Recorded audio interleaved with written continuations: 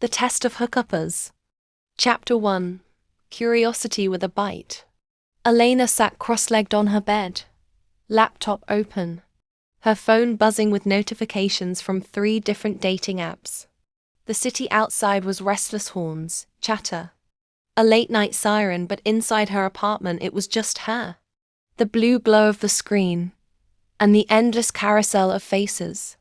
Swipe left, swipe right, read bio, roll eyes, swipe again. She wasn't new to dating apps. She'd downloaded, deleted, and reinstalled them enough times to know their rhythm. But she had never used them this way before. For her, they weren't just apps.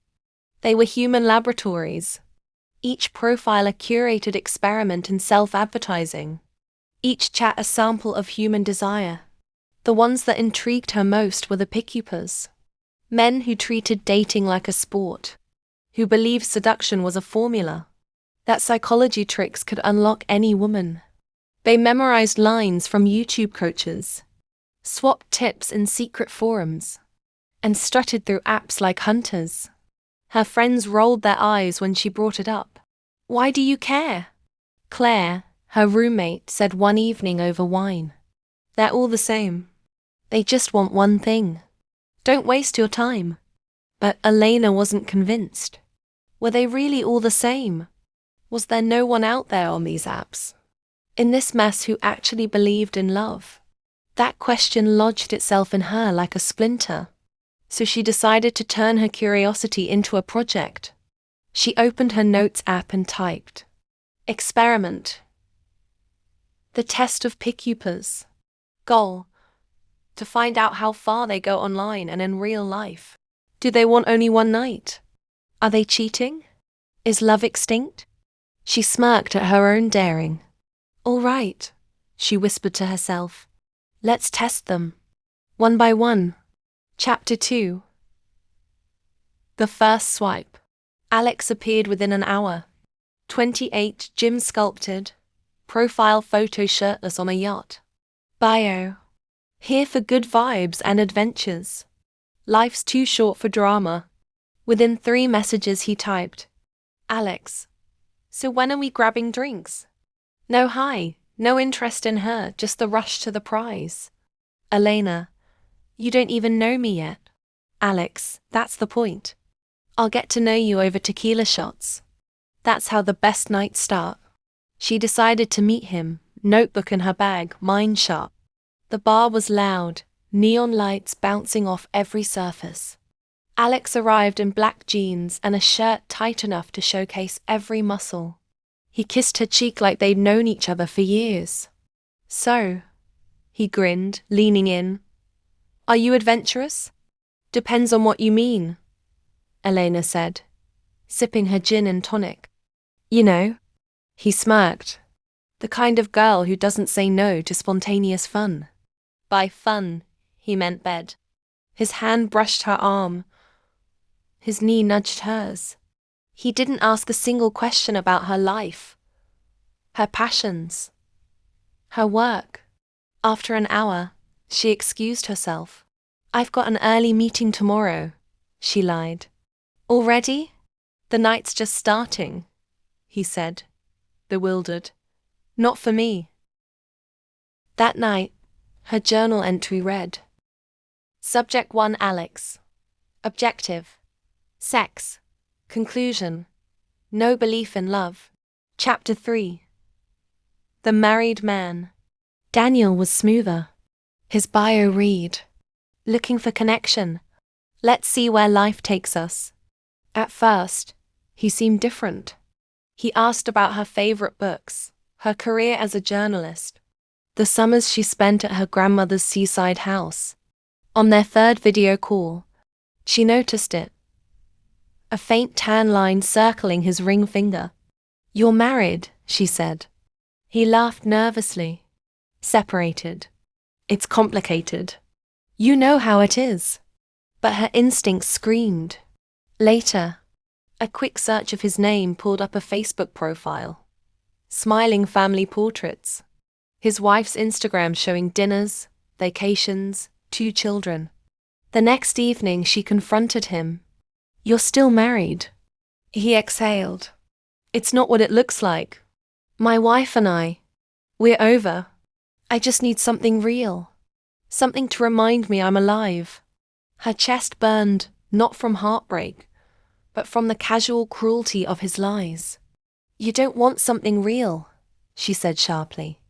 "You want to cheat." She blocked him, heart heavy but resolute. Journal entry. Subject 2. Daniel. Objective. Escape from marriage. Cheating. Conclusion. No belief in love. Only distraction. Chapter 4. The Game Master. Victor didn't hide who he was. His bio. Life is a game. If you know, you know. Their chats were textbook pickup artistry. Victor. Cute photo. Did your friend take it? Or are you one of those girls who needs 200 selfies to get it right? Elena. Practiced enough to get your attention clearly. Victor. Touché. I like that fire. When they met at a cafe, he carried a book. The mystery method. You seriously bring that in public? She asked. Of course. He grinned. It works. For who? She shot back. He leaned across the table. For women who don't realize they want to be seduced. The arrogance dripped off him. Every gesture was rehearsed. Brushing her hand when passing the sugar. Holding eye contact too long. Teasing then complimenting. It wasn't intimacy. It was theater. By the time she left, she was more amused than annoyed. Journal entry. Subject 3. Victor. Objective. Conquest. Conclusion. Believes only in the game. Not in love. Chapter 5. The Unexpected One. By now, she had tested half a dozen men. All variations of the same pattern. Lust, lies, or games. She was close to deleting the apps when she stumbled on Noah. His profile was plain. Architect. Coffee addict. Believer in long walks and conversations that go past midnight. She swiped right, not expecting much. But Noah's messages stopped her in her tracks. Noah. What's your earliest memory of happiness? Noah. If you could wake up in any city tomorrow, where would it be and why? His questions lingered in her mind long after she closed the app. When they met, it wasn't at a bar or club. It was at a bookstore cafe. He arrived with 2 coffees, one black, one with almond milk. Didn't know which you liked, he said, setting them down. Something in her chest shifted. They spent hours talking among shelves of novels, their voices soft in the hum of espresso machines. He listened. He laughed. He asked about her stories, not just her looks. At one point, she asked directly, "So what do you actually want from this?" His eyes were steady. "I want what everyone's afraid to admit they want. Real love. The kind that lasts." Her stomach fluttered, unfamiliar. Could it be real? Chapter 6. The Turning Point. The more she saw Noah, the more her experiment unraveled. She had built her case. Most men on apps only wanted sex, or were married, or addicted to pickup tricks. But Noah didn't fit. So she tested him.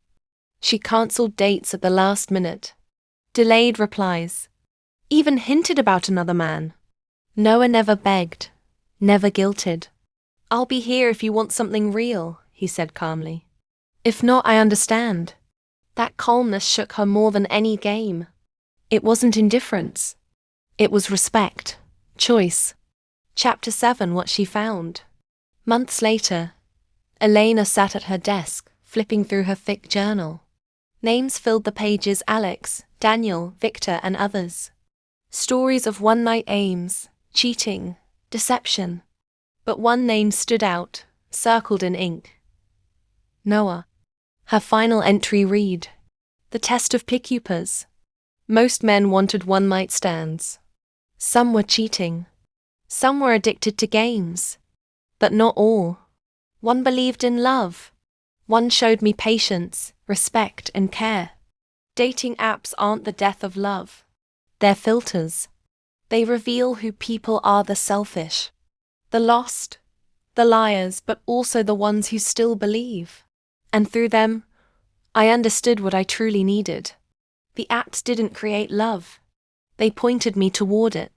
Elena closed the journal, smiling softly. Epilogue. The mirror of the apps. Spring had settled into the city, softening the cold nights, scattering blossoms across sidewalks. Elena sat by the cafe window where she and Noah had first met. Her journal closed in front of her, her phone buzzing with notifications she no longer felt compelled to check. Claire, her roommate, leaned across the table. "So," she teased, "what's the verdict? Did your big experiment prove anything?" Elena laughed, tracing her finger along the rim of her coffee cup. "It proved more than I expected." She thought of Alex, the one-night thrill-seeker, Daniel the liar, Victor the game master, and then Noah, steady and real. "They're all there," she said slowly. "The liars, the cheaters, the ones who just want bodies, and the ones who actually want hearts. The apps don't create them. They just expose them faster. They're like filters. You get to see who people really are, sometimes within minutes." Claire raised a brow. "So you're saying the apps actually work?" "Yes," Elena said firmly. "They work not because they magically deliver love, but because they help you figure out what you don't want. Every swipe, every failed date, it's like holding a mirror to society. And if you're patient enough, if you know yourself enough, you might just find the one who matches you." She smiled, remembering Noah's quiet words in the bookstore. "I want real love." The truth was, she never would have met him without the apps. She never would have discovered how many men couldn't give her what she needed, and in turn, she never would have understood her own heart so clearly. "Love still exists," she whispered, almost to herself. "Even here, in the chaos of swipes. The apps don't kill it. They help you see where to find it." Outside the window, couples strolled past hand in hand. The city kept moving, alive with possibilities. Elena reached for her coffee, her journal, and Noah's waiting hand. And for the first time in a long time, she felt not like a curious observer, but like someone who had finally stepped into her own story. This time, without doubt, this time it was love.